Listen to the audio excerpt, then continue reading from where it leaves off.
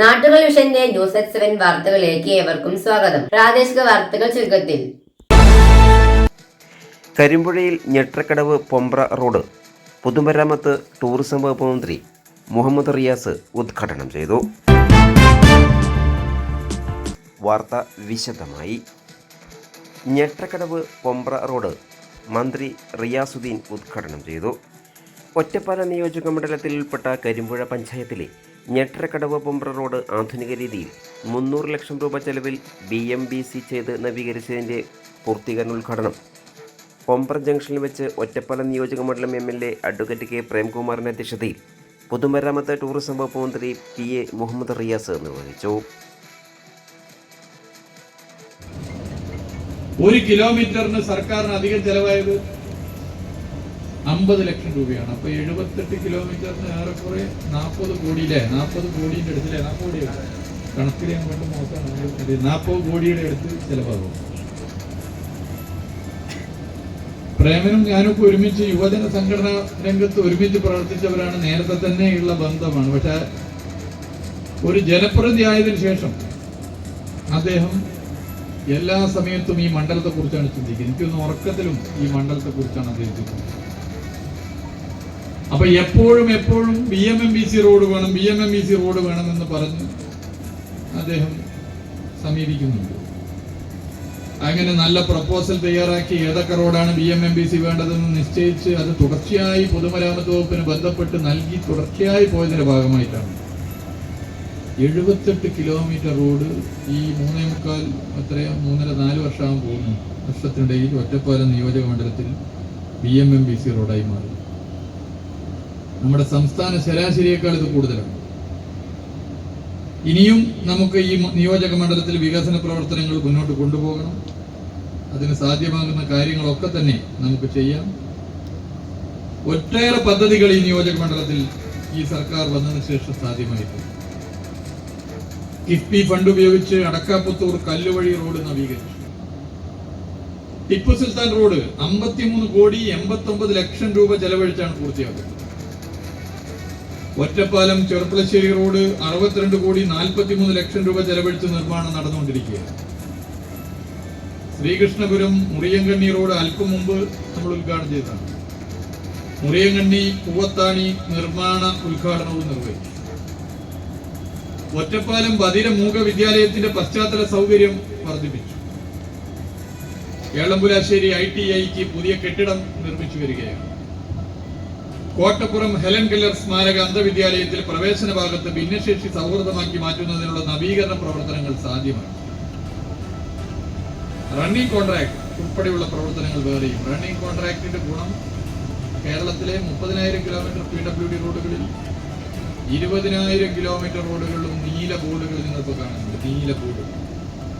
ആ ബോർഡിൽ ഈ റോഡ് ഇത്ര കാലാവധി ആരാണ് പരിപാലിക്കേണ്ടത്, കരാറുകാരന്റെ പേര്, ഫോൺ നമ്പർ, ചുമതലയുള്ള ഉദ്യോഗസ്ഥന്റെ ഫോൺ നമ്പർ, പേര് കൊടുക്കില്ല, കാരണം ഉദ്യോഗസ്ഥർ മാറിക്കൊണ്ടേയിരിക്കും. കാലാവധി ഇത് വെക്കും. സാധാരണ ഒരു പുതിയ റോഡ് ഉണ്ടാക്കി കഴിഞ്ഞാൽ ഒരു നിശ്ചിത കാലാവധി പരിപാലന കാലാവധിയാണ്. അതിനെയാണ് ഡിഫെക്ട് ലയബിലിറ്റി പീരീഡ്, DLP എന്ന് പറയുക. ആ പരിപാലന കാലാവധിയിൽ ആ റോഡിന് എന്തെങ്കിലും ഒരു കുഴപ്പമുണ്ടെങ്കിൽ അത് നിർമ്മിച്ചവർ തന്നെ ഉടനെ അത് പരിഹരിക്കണം. അതിനാണ് ആദ്യം അവർ റോഡ് നിർമ്മാണ സമയത്ത് ഒരു ഡിപ്പോസിറ്റ് ചെയ്യണം, സെക്യൂരിറ്റി ഡിപ്പോസിറ്റ്. അത് തിരിച്ചു കൊടുക്കുക. റോഡ് നിർമ്മാണം ഉദ്ഘാടനം കഴിഞ്ഞ ഒരു നിശ്ചിത കാലാവധി കഴിഞ്ഞ് DLP പീരീഡ് കഴിഞ്ഞ ഒരു 45 ദിവസം കഴിഞ്ഞു. അതങ്ങനെ ആ പൈസ കയ്യിൽ സർക്കാർ വെക്കുന്നത് എന്തിനാണ്? ഇങ്ങനെയുള്ള റോഡ് വന്നാൽ ഉടനെ അതിന്റെ കാര്യങ്ങൾ ചെയ്യും. എന്നാൽ കേരളത്തിൽ പരിപാലന കാലാവധി കഴിഞ്ഞ റോഡുകൾ എന്ത് ചെയ്യണം? പാച്ച് വർക്ക് ഇങ്ങനെ ചെയ്യലായിരിക്കും. അത് എപ്പോഴെങ്കിലും ചെയ്തതുകൊണ്ട് കാര്യമില്ല. അതിന് പരിഹാരം കാണാനാണ്. വിദേശ രാജ്യങ്ങളിലൊക്കെ ഉള്ളതുപോലെ ഒരു റോഡിന്റെ പരിപാലന കാലാവധി കഴിഞ്ഞാൽ ഒരു നിശ്ചിത കാലാവധി, 1 കൊല്ലം അതിന്റെ കോൺട്രാക്ട് കരാർ കൊടുത്ത് തീരുമാനിക്കുക. അതിനെയാണ് റണ്ണിംഗ് കോൺട്രാക്ട്.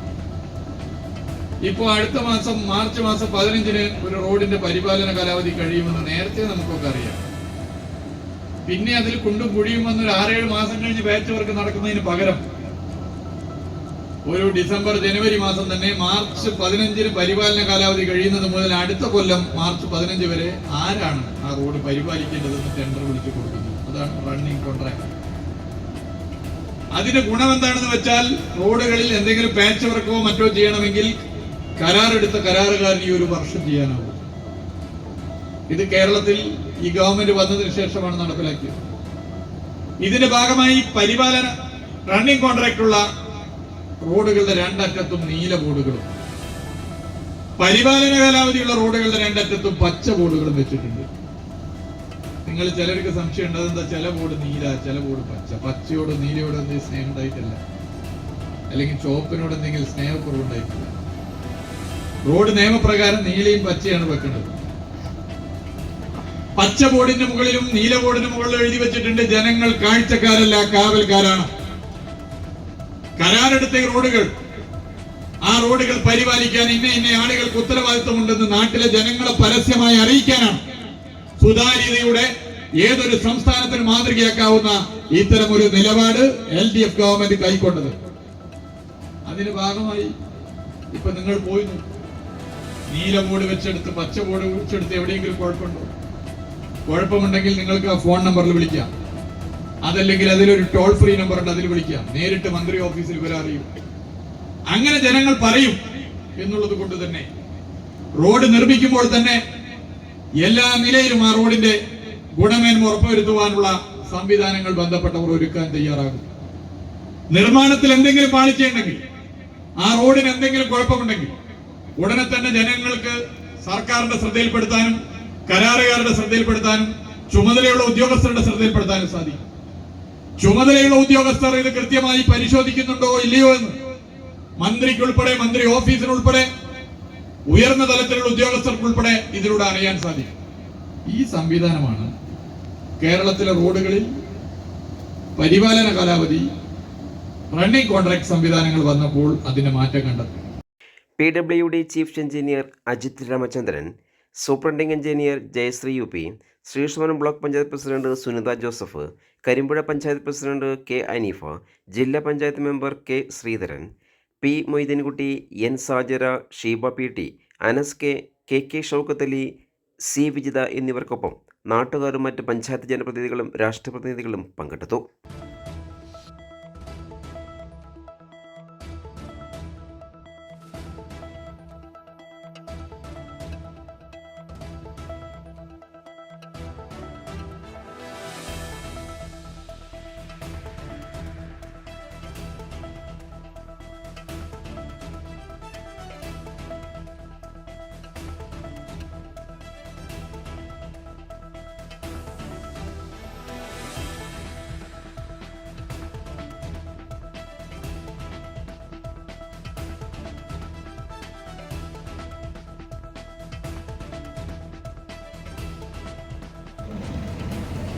ഇനി അദ്ദേഹം പോകുന്നത് ചിറക്കൽപ്പടിയിൽ നിന്ന് കാഞ്ഞിരപ്പുഴയിലേക്കുള്ള റോഡ് BMNBC നിലവാരത്തിൽ നവീകരിച്ചതിന്റെ ഉദ്ഘാടനം നടത്തുന്നതിന് വേണ്ടിയാണ്.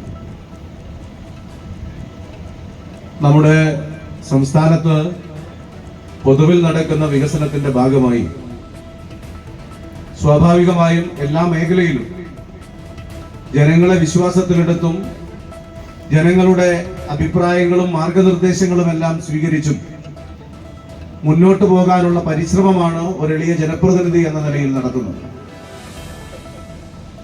ഇവിടെ ഇപ്പോ